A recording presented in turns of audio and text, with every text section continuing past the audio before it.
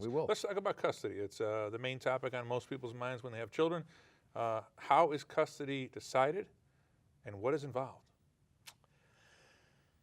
It's a lot of heartache, a lot of emotional distress, really, for the parties, for the attorneys, for the judge, but especially for the children. Because I don't care how young your children are, they know what's going on. In fact, all of the counties really have a requirement that people have to take a parenting class, and essentially, it's really how to deal with the children and the effect that a divorce has on them.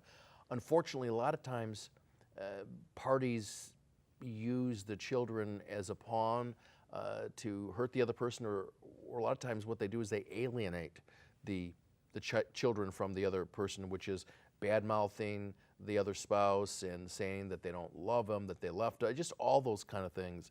And it's unfortunate that happens, and there's only a limit to the things that you can do. So custody is one of those really tough kind of inexpensive areas, because it's not just time consuming, but a lot of times the court will appoint what they call a GAL, which is a guardian ad litem for the child, which is not really the child's attorney per se, but is an attorney who's appointed to do an investigation and report back to the court on what that person believes is in the best interest of the children. They have a child rep and an attorney for the child, and those encompass different things. Depending upon which county you're in, it will vary, but for the most part, I believe they would most likely appoint a guardian ad litem. And that person, again, would do the investigation, do a written report if it is ordered by the court. Sometimes, depending upon the situation, to save money too, based upon the circumstances and finances of the parties, the court will just require or ask the guardian ad litem to give an oral report. That's probably more true when you have a pro se, and pro se is people representing themselves. Yes, because this guardian has to be paid. That guardian has to be paid, exactly. And it's expensive. It is. And then sometimes the court or either party can petition the court, or the court can do it on its own motion, appoint what they call a 604B custody evaluator, which is a psychologist. And that can probably set you back anywhere from probably $8,000 to $10,000 for that report.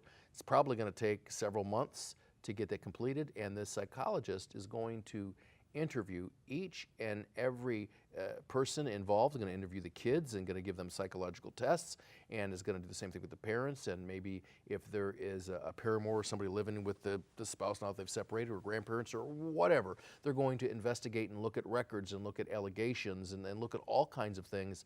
And then they are going to make a determination on what they believe in their experience and their profession is the best interest of the children.